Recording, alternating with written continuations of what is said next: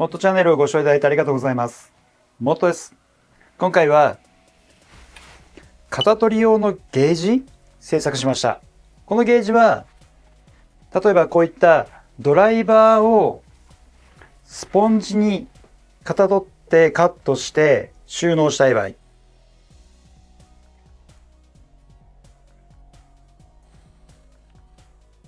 収納ボックスを作りたい場合とかに有効かなと思います。それでは制作動画スタートです。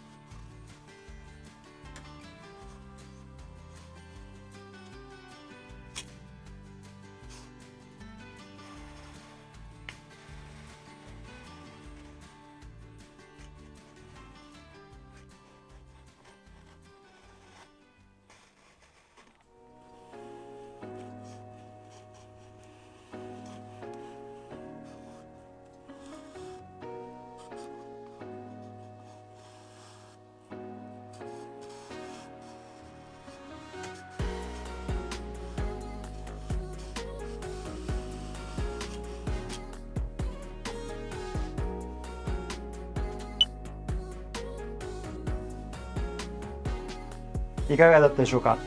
そんなにメインで使うものではないかもしれないんですけど、あるとちょっと便利なゲージでした。いろんな工具をシステム的に綺麗に収納したいなっていう時に、これで型を取ればきっちり収まる収納ケースを作ることも可能です。よろしかったら参考にしてみてください。それでは次回の動画でお会いしましょう。